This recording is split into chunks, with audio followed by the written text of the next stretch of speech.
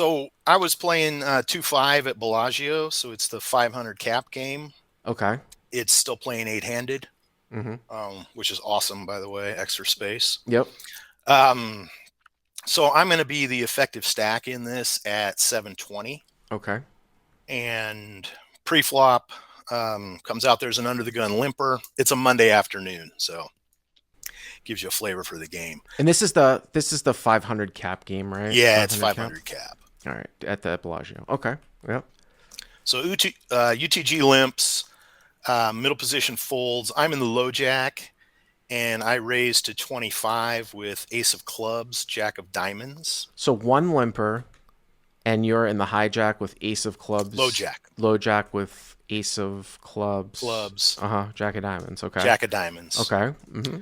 The hijack behind me calls, Mm-hmm. cut off button, both the blinds fold, Okay. and the limper calls. So three ways. So we're three ways, pot's about 80 bucks. Okay. And you made it 25. Okay. So you raise it up to 25. Yeah, 20 was pretty much the standard, some Mm-hmm. 15s, but mostly 20 Okay. plus the limper. Got it. Go ahead. So flop comes down, jack of hearts, three of spades, Mm-hmm. two of hearts.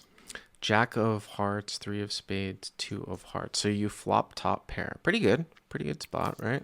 Yeah, I've got Yeah. top. Uh-huh. No heart. Yep. Under the gun checks. Mm-hmm. So I bet 50. 50. Okay.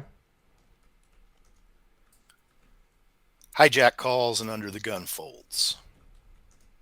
So, I mean, what I would say is that usually, so you've got ace of clubs, jack of diamonds, the jack of hearts, three of spades, deuce of hearts. A great flop for you, right? Three-handed here. I mean, you ISO over the top of a limp, and then I think even like in an OMC type of game, you will see a lot of Broadway cards represented. So this is really the only better sort of spot for you here is like if you flopped an overpair, right? Like and you like if you had aces or kings and you just like unblocked all jack X. But I do like this spot a lot. For sizing, it kind of depends a little bit on how nitty the game is. Like in Texas, I might go like almost full pot here. Whereas if it was a nitty OMC Bellagio game, I might bet like 25 or 30 to just try to induce like some of those pocket pairs to call. You know what I mean? So you Yeah. kind of went a little bit in between here, but Yep. I went in the middle. It yeah. felt like whether I went, 35 or 40 or a little bit more, I'd get the same callers. Uh-huh. Well, I mean, that's the whole thing for sure. Yeah. Yeah. So I tried to bump it up a little bit. Yeah. So the pot is sitting so the hijack behind me flats Mm-hmm. and the under the gun guy folds. Yep. So the pot it's 180 Mm-hmm. and I've got about 650 back. Yep. Okay. So the turn comes down the five of diamonds Okay. and I bet 110. So hero bets 110. Okay. So in terms of sizing, Mm-hmm. right? Looking at the board, right? I feel like the jack is probably still good. Sure. I mean, the only thing that the five changes, right, would be like if he called with like ace five, if you already flopped a set, right? Yep. And obviously there's front door hearts out there, so the nut flush draw out there picks up a wheel draw. I would not, especially if this is somewhat of a reasonable player here. I don't really think the five affects much because remember when you do some basic hand reading, right? When you bet 50, he's got a guy behind him. He's next to act, right? You're in the middle. So when you take a look at all these light calls, like in this particular scenario, I'm less scared now than I would be if you were heads up on the flop, where like ace four is supposed to take off, pocket five is supposed to take off, but he's not really supposed to do that. Now he might, but he's not really supposed to do that with a guy behind him. So I think you're just gold here. Get max value from the nut flush draw. I might go even larger. I might go like 130 or something like that. Again, this is a situation where it's like, well, am I trying to get called by like eights and nines, or I'm just trying to get max value here from a jack? So I might actually have gone a little bit on the larger side here. Okay. That's Yeah. that's great. Yeah, and that is what it how I read it at the time. That turn bet which he just called, he flatted. Yep. Um, he would have raised if he had something, was Mm-hmm. my thinking. Yep. Um, so he flats, pot sitting about 400. Yep. I've got 540 back. And the river comes down the queen of clubs. So pot's just about 400. Oh, I remember this now. This is interesting.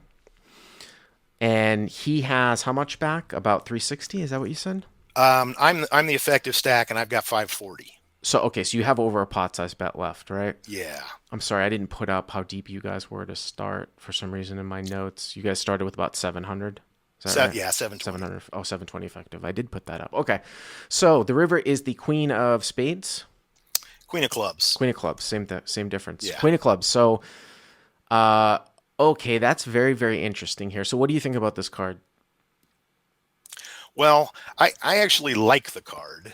Um, obviously there could be before this. There's no two pair out there, Mm-hmm. and the guy, the hijack, he was reasonable Mm-hmm. as a player. Um, so I think the only case that makes a difference is if I'm looking at Queen Jack. Or queen X of hearts, right? It could also be Queen X of hearts. Right. But if he's there isn't that much queen X of hearts, right? I mean, if really in reality, even if he flatted with ace queen of hearts, there's really only ace queen of hearts, king queen of hearts, and queen 10 of hearts, right? Yep. So that's like that, that's only like three different hands. And then, you have some queen jack, but you have a jack. And then you just have some other jack X. I think I bet here again. I mean, you're going to value on yourself some of the time. And the interesting thing here is that what kind of sizing do you choose? Because you could make a case, but it doesn't sound like this is the type of game where occasionally you run like this sort of merge where like you bet a lot on a card that's disconnected, that you are trying to make it look like you're trying to buy the pot, and you might get called by Jack X. But I actually think a more efficient way to do this would be I'd go like you bet 110 on the turn. I think I might go 140 or 150 here at the end. Like I said, you're not going to win all the time, but that's fine. You need to make thin value bets.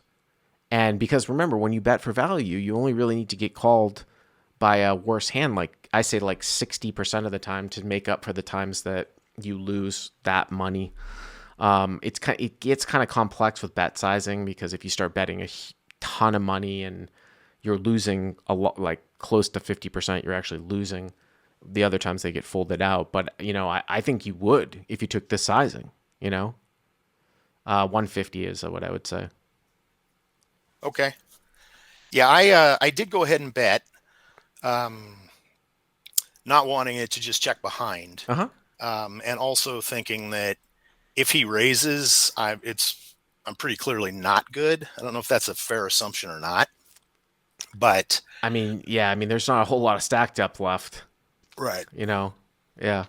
So I bet 225. 225. I mean, you only have 540 in your stack. So if you go 225 and the guy jams, the pot's going to be like, what, is it 225, 450? It's going to be like 850. And then pot's going to be like 1200, 300 to call. Are you going to fold? Well, in the moment I was You thinking just don't want to that, get yourself pot stuck. yeah, Follow from before in this one too, yeah, and that's a great point. Yeah. So you bet 225, okay? I bet 225, and he went into the tank, so I felt pretty good.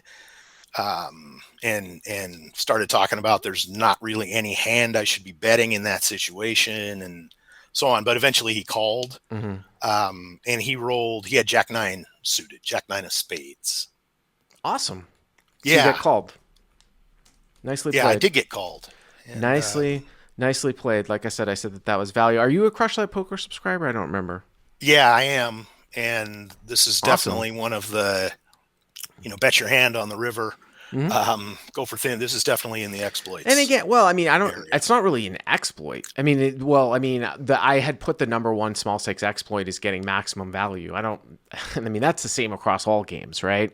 This isn't necessarily an exploit. It's just like I think what ends up happening is that people don't see other people bet thin, so they end up calling down lighter in a given spot when they don't, like, if someone were to say, if you pick the brain of your opponent in this spot, and you ask the guy like, well, what does your opponent have? Like, I don't think he's going to think that one of the hands that you have here is ace jack. He's going to think that you have like maybe aces, kings, like a set, right? And then, or he's just bluffing. And that's why he makes the call with jack nine. Whereas if you have a lot of those other sort of, I would say like a depolarized river value bet range, it's much, if somebody's sort of merged or depolarized at the end, it's much harder to bluff catch against them at the river because you're like, this guy's going to bluff catch jack nine. He's going to lose. If you're value betting ace jack, you're definitely value betting like aces and kings, right? And you're probably value betting king queen or ace queen of hearts if you played it this way too, right? I assume, or queen 10 of hearts, something like that.